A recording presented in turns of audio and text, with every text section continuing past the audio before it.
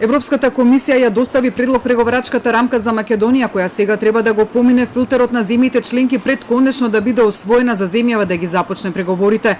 Вице-премиерот за европски прашања Бујар Османи очекува целиот процес на усогласување меѓу земјите да заврши до октомврискиот самит на Европската унија и на него таа да биде усвоена. Допрва ќе помине низ филтрите на земјите членки и секоја земја членка ќе нападне некој збор, реченица, став, поглавје, параграф и така натаму и ќе се обиде да се ги додаде своите национални позиции, за на крај со консензус евентуално да се прифатат сите тие вметнувања и обиди за вметнување на земјите членки. Очекувано во рамката за напредокот се вметнати копенхашките критериуми, но и регионалната соработка и добрососедството, при што конкретно се споменати договорите со Грција и со Бугарија, при што се бара видливи резултати при нивна имплементација. За тоа како земјата ќе ги спроведува реформите и ќе се усогласува со европските стандарди и правила, преговарачката рамка предвидува и 3 контролни механизми: суспензивна клаузула, клаузула за дисбаланс и клаузула за реверзибилност. Со нив доколку земјата не напредува или назадува, унијата ќе може да ги сопре преговорите, да ги врати назад, па дури и да отвори некои затворени поглавја или кластери.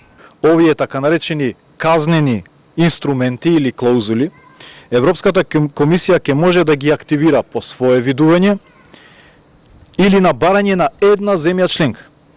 Пошто Европскиот совет ќе може да го одбие само со реверзно квалификувано мнозинство.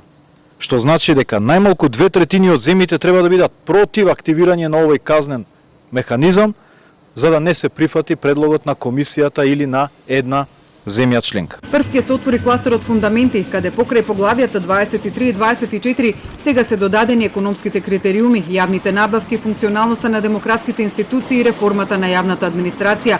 Тој ќе се отвори прв и ќе се затвори последен. Од постигнатиот напредок овој кластер ќе зависат и преговорите во другите кластери. Рамката предвидува и дека ниту еден кластер нема да се затвори доколку не се спроведе и антикорупцијски критериуми поврзани со тоа поглавје.